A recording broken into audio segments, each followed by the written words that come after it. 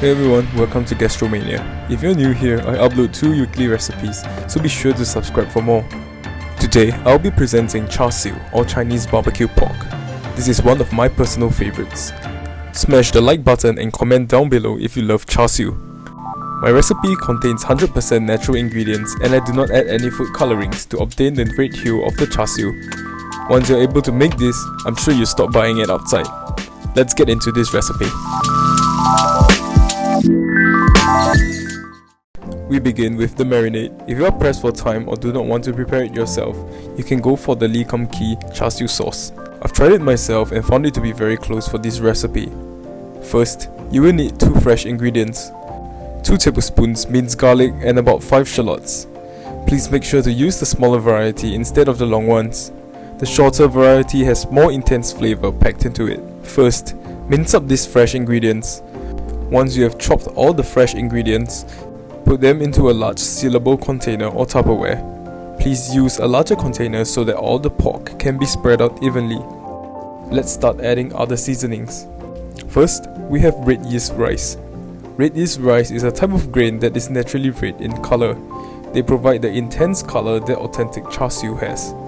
Red yeast rice is also known to have cholesterol reducing properties as it contains menocholine K, the same chemical found in cholesterol lowering medication like lovastatin. Grind the grains into powder or you could purchase the ground type online. We will need about 2 tablespoons of them. Next, we will need 1 tablespoon of 5-spice powder. 5-spice powder is here to remove the gamey smell from the pork. Next, we have 2 tablespoons of hoisin sauce. Hoisin sauce is here to provide natural sweetness and umami for the marinade. An alternative to hoisin sauce would be oyster sauce, but I find that this type of sweetness coming from the oyster sauce isn't as good as the one coming from the hoisin sauce. Next, we have 2 tablespoons of low sodium soy sauce. This is to provide an umami flavour for the marinade. Please use low sodium kinds if possible so that the marinade isn't overly salty.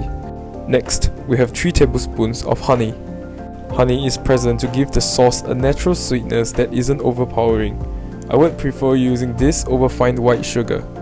Another use of the honey is to make the marinade glossy so that your Char Siew looks shiny and more aesthetic.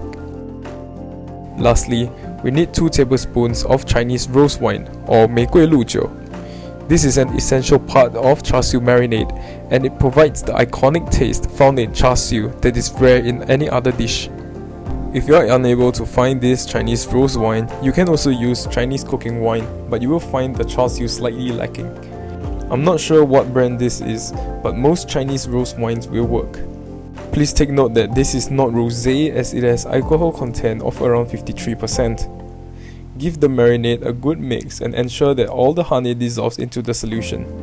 You will realize that the marinade already looks very glossy due to the honey, and this is what we want to achieve. The marinade should also look very intensely red because of the red yeast rice powder. You can find red yeast rice powder commonly at many health supplement stores nowadays as it is gaining popularity among health enthusiasts and those looking to lower blood cholesterol. If you are unable to find the red yeast rice, you can substitute it with red fermented bean curd. Once you finish mixing the marinade, it will look something like this. It will have a strong, sweet and salty smell with a distinctive smell of roses. Moving on to the pork. We will be using about 500 grams of pork shoulder where it is mostly meat and contains some fat inside the meat. Cut the meat into thick strips roughly 5 cm wide. Before adding the meat to the marinade, we have to tenderize it. I'm doing so using a special tool for poking holes into the meat. It will tenderize the meat while at the same time leaving small holes on the surface of the pork. This allows the marinade to enter the meat more effectively, making the pork more flavorful by the time it's ready for cooking. If you do not have this tool, using a fork will work as well in leaving tiny holes on the pork's surface. When you're done, the strip of pork will look like this, filled with holes. These are the holes where the marinade can enter the pork very efficiently. Add all the pork into the container with the marinade. Spread them out evenly and make sure that they are sitting nicely at the base. Use your hands to massage the marinade into the pork and ensure that every piece of pork is coated evenly with the marinade. Be careful with the marinade as it can stain light colored clothing and it's not easy to wash the bright red color off. Cover the container and leave it in the fridge overnight. For maximum flavour, marinate for 24 hours or even longer. Here's the list of ingredients for the marinade. It's slightly more troublesome than using a pre-made sauce, but at least it gives you more control over the taste of the marinade, which I value. I'll see you in the next morning. The next morning. Good morning! In the morning when you wake up, remember to flip the pork so that the marinade gets into the pork as evenly as possible. By now, you will notice that the smell of the alcohol is already gone, as the alcohol content is very high, leaving behind a fragrance of roses. Cover it back and let the pork continue marinating until it's time for roasting. I'll see you later in a bit when it's time to roast. Alright, the pork has been sitting approximately 20 hours in the fridge and it's about dinner time. We will be using an air fryer to barbecue the pork. You can also use an oven, but the air fryer is much faster. Fold the aluminium foil into a box and lay it at the base of the air fryer. Place the pork evenly on the foil to ensure that they can be roasted at an even rate. Into the air fryer the pork goes. We will barbecue it for 12 minutes at 160 degrees Celsius. In the meantime, we prepare the basting sauce. Pour the remaining juices through a strainer into the bowl. Leave the garlic and shallots out as they will char if you put them into the air fryer. To the marinating juices, add around 2.5 tablespoons of honey. Mix it up and ensure that all the honey dissolves. This will create a sweet basting sauce to coat on the surface of the pork.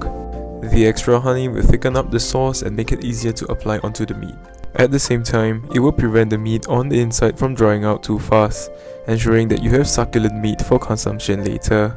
You may also substitute this with maltose, but I find it extremely sweet and it will be difficult to obtain in most countries. After 12 minutes in the air fryer, the barbecue pork will look something like that. Using a brush, coat the surface of the barbecue pork evenly. Flip the barbecue pork and apply a layer of basting sauce as well.